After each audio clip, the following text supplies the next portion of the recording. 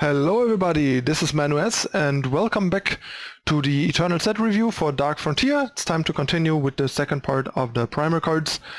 But before we get started, you know the drill. Hit the subscribe button, turn on the notification icon, and please consider whitelisting EternalTitans.com and YouTube on your ad block. That would really help a lot. And now on to the cards. Okay, so first we have Bellator Jerry. Clearly not a constructed card, and even a limited, I think the card is not great. It's kind of okay, like the 2-cost 2/1 is definitely subpar. The twist kind of allows you to sort of throw it away for 1 power to finish off something else. All in all, quite underwhelming. Seems like an okay filler if you need a 2-drop basically, but nothing I actively want in my deck, I think, in limited. Next we have Fletchling Outlet, another limited only card. A 2-cost 1/1 flying is pretty bad. A 1/1 1-cost flying is already pretty bad. The fact that it has warp is neat, but I don't think it makes up for it. So even in limited, I'd rather not have it in my deck, but it's an okay filler thanks to the warp basically. Next we have Fragility. It's a 2-cost curse, and when the cursed unit takes damage, kill it. So not a constructed card. In constructed you have better options, but in limited this seems like an okay option as like a one-off, for example, if you have a couple of ways to deal damage, especially for free, to deal with bigger problematic units, especially in something like a Skycrack aggressive deck or something. So yeah, seems like a fine option in certain limited decks. And next we have Ice Bolt. That's kind of a big one. So first off, the card is quite nice in the right decks. Like if you are in color combinations that don't have better options, I think the card is totally fine, like in Skycrack or Illusion, for example. That is a pretty great addition, or in Yennev. But outside of that, I think the card is in general quite bad. The problem is removal is particularly important early on, and in particular to kind of stay even or pull ahead by gaining tempo. This kind of does the opposite. Sure, you kill their like 2-drop maybe, but then they just drop a 4-drop because you just accelerated them. Also, you might have fixed their colors, you might have fixed their screw, you're allowing them to keep a power in their hand to put in their market for free, and so on and so forth. Ice Bolt comes with all kinds of troubles, and I think the card is massively overrated, and it's more of a necessary evil if you don't have better options than an actively good card. Sure, it's a fast spell and it kills a lot of things, but the cost is really, really high. So basically in most decks I would try and stay away from running 4. 2 to 3 is probably the sweet spot, especially in decks like, for example, Hero Control. I think you at most probably want like 2, just as sort of like a flexible fast removal for chargers and stuff later, since if you ever have to use this on turn 2 or 3, it's kind of a disaster, and there are just plenty of alternative options in Hero, for example. You have a lot of good removal for bigger units especially, so you don't really need to Ice Bolt stuff. Yet people play 4 Ice Bolt, which I think is a fairly big mistake. I tested the deck a bunch. I played with like 2 Ice Bolt, and I already hated the 2 Ice Bolts that I was running, and I might even try to run 0, but I'm not 100% sure yet. But yeah, Ice Bolt, massively overrated, more a necessary evil than a good card if you ask me. In limited, however, card's pretty great. It's a 2-cost fast removal for anything. Sure, the ramp is still quite relevant there, but it's even more relevant not to lose to like big bomb units. Next we have Read the Runes. This card is kind of sweet, but unfortunately is overshadowed by better options in constructed, and is not particularly playable in limited. Negating an enemy spell would cost 4 or more, and drawing a card for 2 power is a pretty nice deal. You gain a nice amount of tempo, you trade 2 for 1, and a lot of the like high impact cards you want to stop cost 4 or more. A big Flame Blast, Obliterate, Harsh Rule, that sort of stuff, Withstand from a Palace, and so on and so forth. Although it is still a bit limited, there are cards you might want to counter like Display of Instinct or, I don't know, Pristine Light and stuff that this can't catch, so there's a bunch of 3-cost cards that are kind of important to counter that this doesn't cover, which further hurts it, and it costs double Primal. So the card is really cool, but unfortunately in the end will be overshadowed by cheaper, more flexible options like Swift Refusal, and in Limited I don't see this being particularly playable, but maybe you can play one. There's a fair share of removal that costs like 4 or more in Limited, but it seems kind of high risk, and in the end you'll probably be better off with a more flexible, reliable card in that slot and just letting the removal kill something. Next we have Reread, another card that I feel like is a bit overrated. The card is pretty expensive for what it does. It's also fairly limited, it's not fast, so if you use it on a fast spell, the opponent knows you have it and it's coming, so it's not that much of a surprise. There are similar effects in Magic that cost like 2, and they come with a like Scout 2-like effect attached, and they are fast, so you can use them as a surprise, and they're already not very good. So this card is arguably worse. Sure, you can kind of like use it when you have 2 power to spare and then use the spell on a later turn, which is something that you couldn't if you had to play it right away with like a Snapcaster Mage type effect.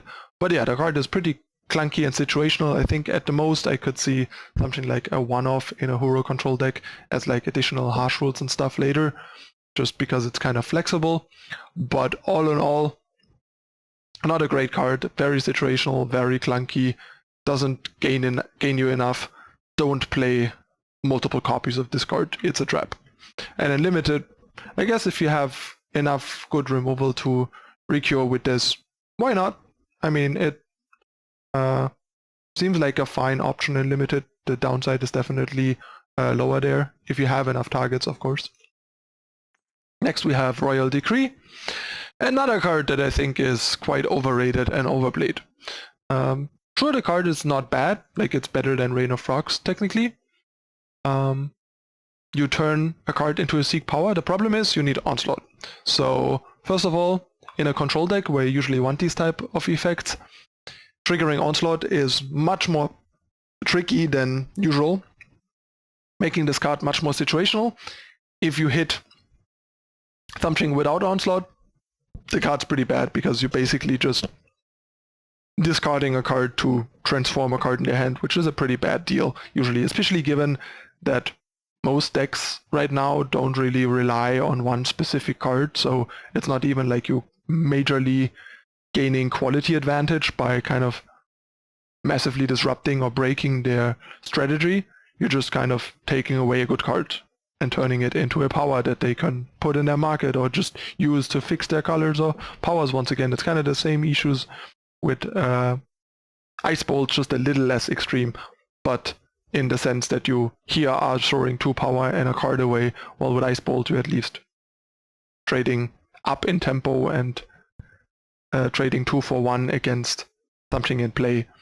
So yeah, here basically I can see this as a one-off in a market maybe, then you can play like your Smuggler on 3 and turn 4 you can hopefully attack with it and trigger Royal Decree.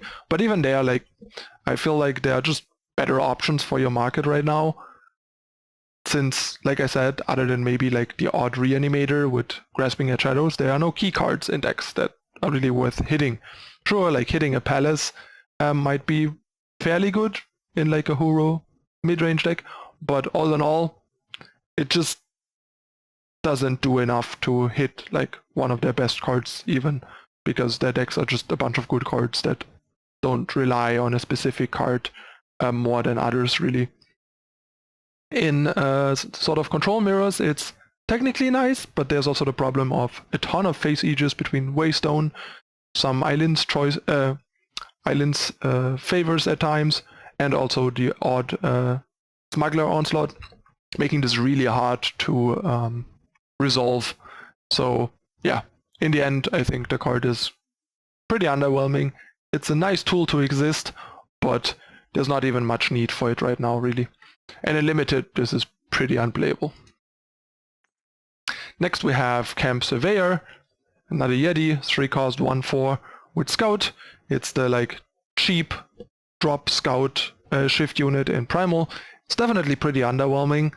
Like the fire one is 3, 4 and has reckless, for example. This one is like 1, 4 scout and costs 1, but in limited it's still okay, like shifting this on turn 1, getting a scout, and then getting like a free 1, 4 on turn 4 isn't bad. The problem is also that the fact that it can attack right away and is unblockable doesn't really do a whole lot because it's a 1, 4. But yeah, seems like an okay filler in limited, but nothing too great. Next we have Crashing Avalanche. This card is kind of interesting, but also kind of weird and not that great. First of all, it's a fast spell and has warp, which is obviously really nice, but then it deals 4 damage to each enemy unit and side that was played this turn, which more often than not is only going to hit one thing, and if it hits a side, they already got value out of it. If they play 2 units, you might not be able to kill both of them because one might be too big, but if you do, it's really great. So the best you can hope for is warping this and hitting 1 to 2 things, which is nice, but it's also really situational and unreliable, and the types of decks that would want this type of effect don't want this level of like situationality and like inflexibility, so I don't really see this card seeing constructed play. In limited, however, it's serviceable. Next we have Island Sanctum. This card's kinda sweet, but in the end just requires way too many things to work out. I considered this initially in the like Auralian Relic stick because it was kinda cool, but yeah, it's a 3-cost relic, cost double primal, so that already is a problem in the relic stick. Then you require Onslaught for it to do anything, which is more than it should be, really. And then you only get a scout and a 2/2 serpent with flying. You could technically put this in like the scout synergy deck. It's fine there, I guess. And then you get this ultimate, this like, not ultimate, but like activated ability of pay 7 to play a 2/2 serpent with flying. And if the enemy player has more than 3 cards in hand, you play 3 instead. So it's kind of like super weak, and if they are a control deck with in a fairly good position, it's yeah, fairly strong, but still not insane. So yeah, the card just has too many shortcomings, and in the end it's just not really gonna do a whole lot, unfortunately.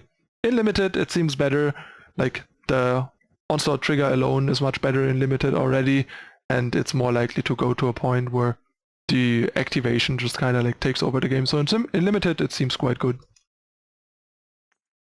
Next we have Frost Elemental, 3-cost 3/3 flying.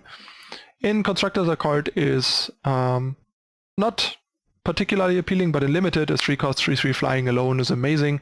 And then if you trigger Onslaught, each shifted enemy unit takes 1 additional turn to emerge, which gives you some random tempo and value here and there, but just a 3-cost 3/3 flying in its own right is pretty nice.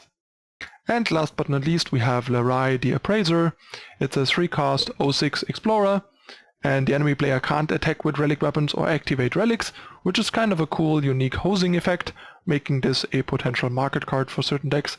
And then you can pay 3 and twist Reread to draw a relic from your deck with cost equal to her health. So she's also kind of like a like value engine and like relic tutor.